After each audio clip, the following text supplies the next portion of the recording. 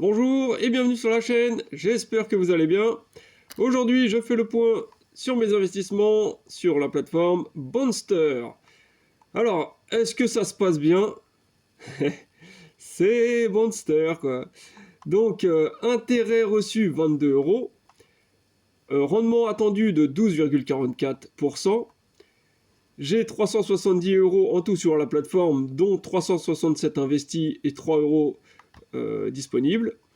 Donc, j'ai 233 euros de prêts qui sont à jour, qui sont correctement payés. 53 euros qui sont en attente de m'être payés, donc les virements, logiquement, sont en cours. 0 euros qui ont entre 8 et 14 jours de retard. 25 euros entre 15 et 30 jours de retard. 0 entre 31 et 60 jours de retard. 50 euros toujours en retard de plus de 60 jours, donc qui ont dépassé la buyback. Et 5 euros maintenant qui sont en défaut, voilà. Ça, c'est inédit, hein, c'est la première vidéo que je fais où je présente un défaut comme ça. Donc on va regarder ça, là, tous les défauts, tout ça, voir de qui il s'agit, de quelle agence, de quel type de prêt. Donc on va aller voilà, sur mes investissements, late, donc comme ça on sélectionne que les prêts en retard. Ensuite on va sur statut, comme ça je mets en première position ceux qui sont le plus en retard. Et donc là on voit qu'il y a toute la série de Rapid Credit, donc une agence colombienne, ou en tout cas qui émet des prêts en Colombie, avec des taux très élevés, mais qui n'est pas fiable, hein, puisqu'on voit que quand même il en reste encore, ouais, ça fait 6 prêts qui ont dépassé la buyback, et bien comme il faut, hein. On prend celui-ci par exemple, on va aller dans le détail du prêt, et là on voit 244 jours, il a dépassé sa date de maturité de 244 jours. Donc si on fait moins la buyback de 60 jours, ça fait encore 180 jours au-delà de la buyback. Donc c'est extrêmement en retard. Donc voilà, bon, bah, c'est la même chose pour ces 6 là, ils sont extrêmement en retard, je ne sais pas quand je reverrai la couleur de mon argent sur ces prêts là, on n'a toujours pas de communication de Bonster. Là on a un prêt qui est d'un rendement de 16% avec 15 à 30 jours de retard, donc rendement élevé, mais avec un retard, ça va, c'est pas inquiétant pour le moment.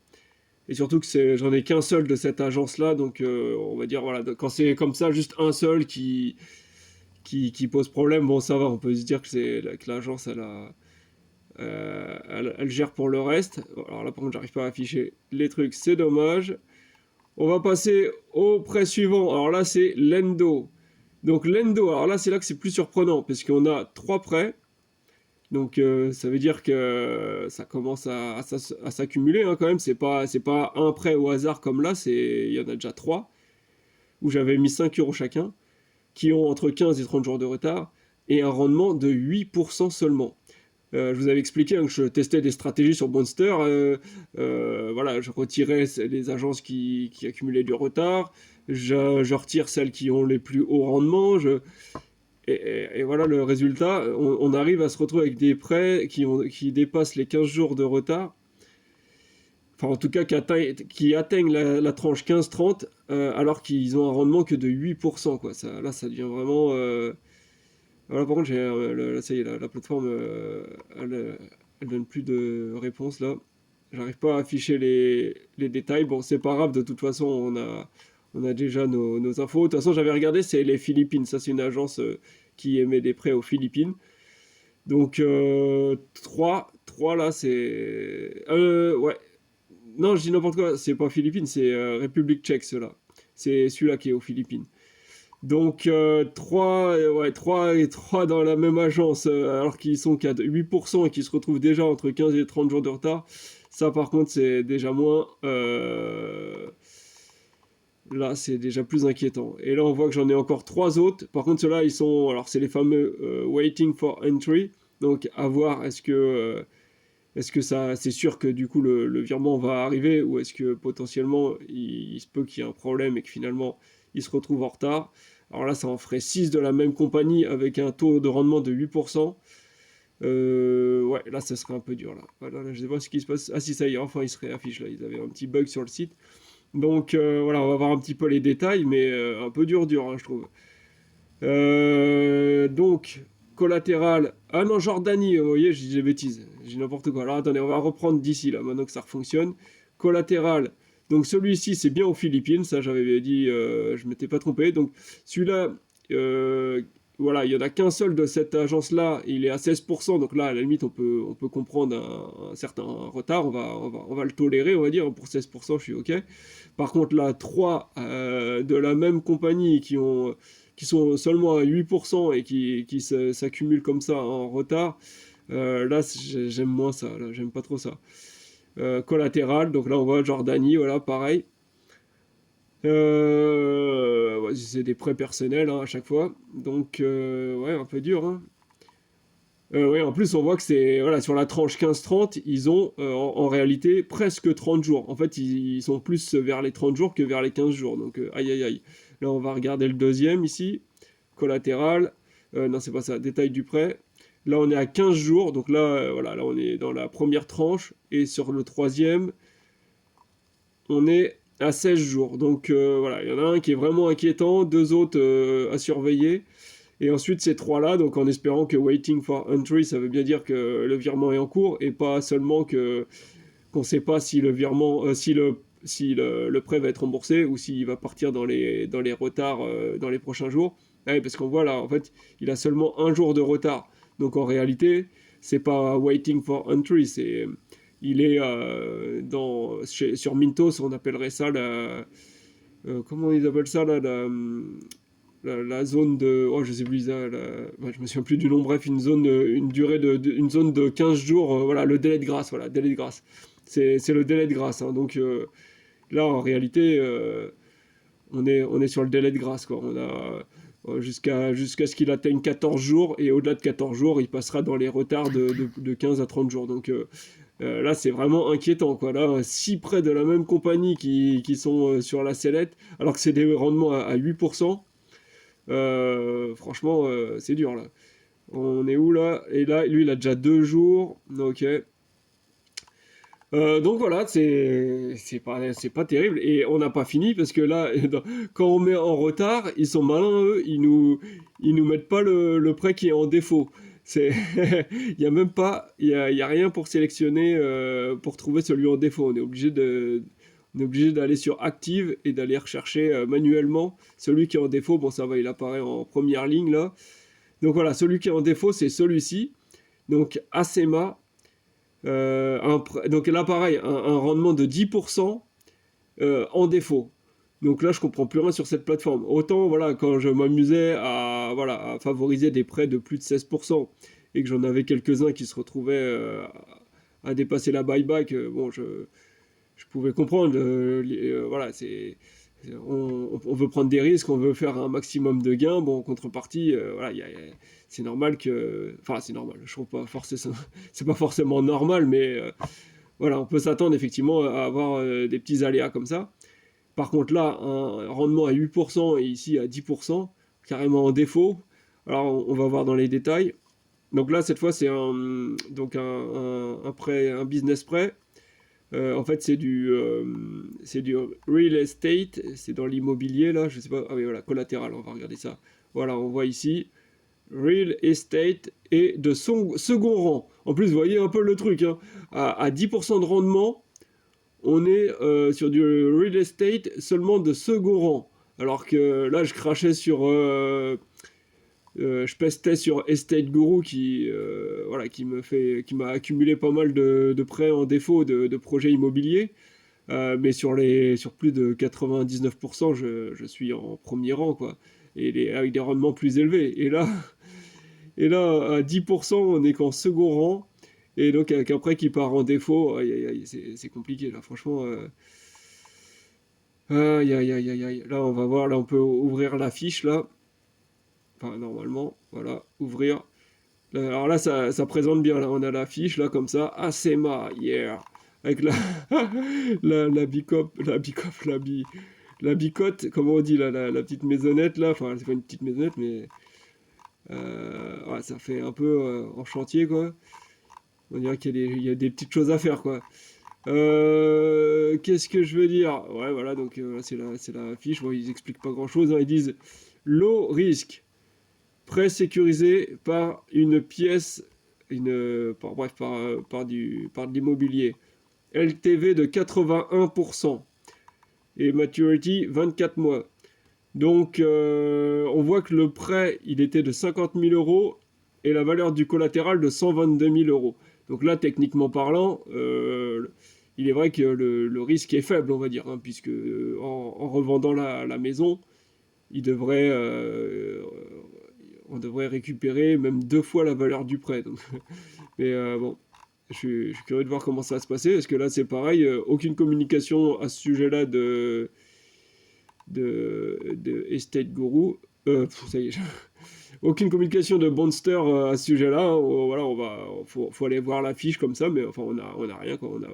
On sait pas s'ils sont en train de faire quelque chose ou non. S'il y a une procédure. Bon, là, on est sur le premier jour de retard, hein, donc, voilà. On est arrivé à terme du prêt, et là, voilà, maintenant, on commence à être en défaut. On attend de voir ce qui va se passer. Puisque là, il n'y a pas d'extension possible, il n'y avait pas de... Voilà, la durée était limitée au... c'était quoi là, voilà, 6 avril. Donc voilà, hier, ça aurait dû être remboursé entièrement. Donc ça craint ou quoi sur Monster?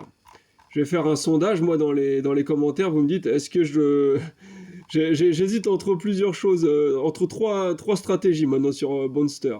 Première stratégie, c'est reprendre que des prêts à 16-17%, voilà, le minimum 15-16%, voilà, pour, tant pis, risquer pour risquer, au moins récupérer un maximum de rendement. Ou alors, deuxième stratégie, tout désinvestir au fur et à mesure que je récupère de l'argent. Terminé, j'arrête cette plateforme. Ou alors, une autre stratégie que j'hésitais, on va aller dans stratégie d'ailleurs, justement.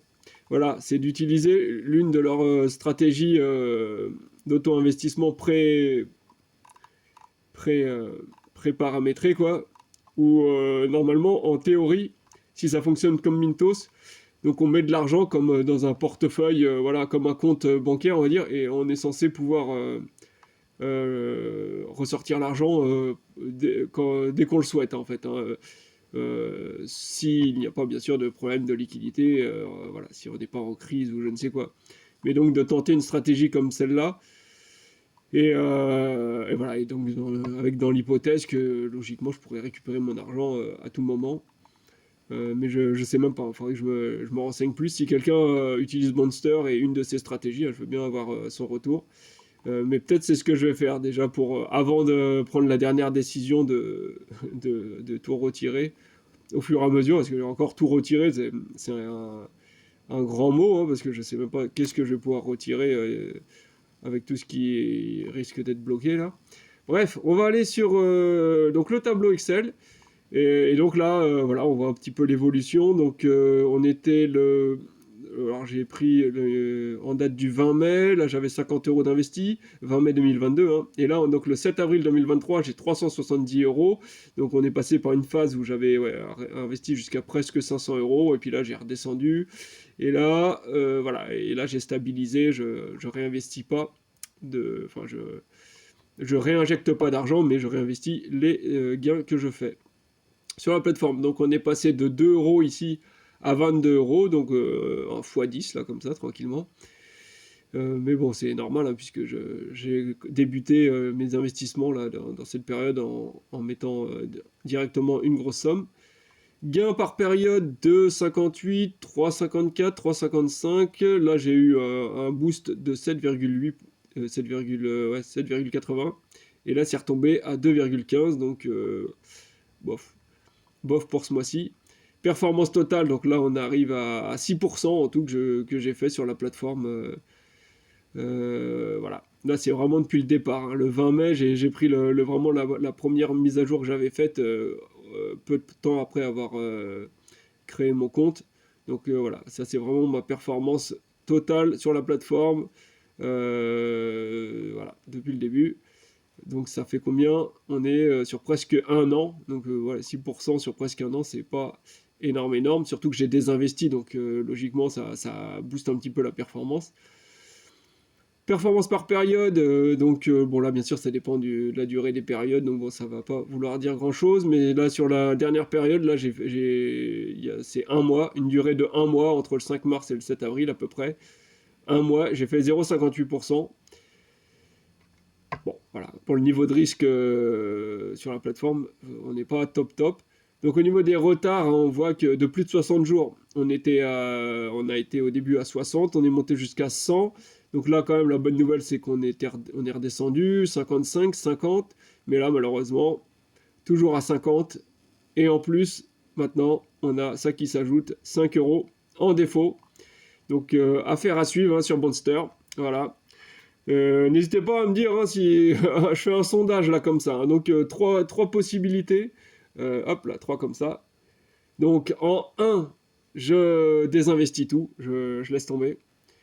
Choix numéro 2, je sélectionne une stratégie voilà, préétablie qu'on voit sur la plateforme là, où je mettrai juste l'argent comme sur un compte bancaire et puis je laisserai faire. Voilà, et en théorie, c'est un compte qui est liquide, hein, logiquement, hein, si ça marche comme Mintos.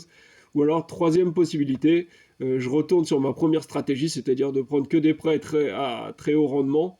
Et voilà, coûte que coûte, risquer pour risquer, au moins avoir les rendements les plus hauts possibles. Voilà, vous n'hésitez pas en commentaire, hein, vous me dites en commentaire et je verrai selon. Voilà, j'avoue, j'ai plus trop d'attentes sur cette plateforme à l'heure actuelle, quoi. Allez, bye bye!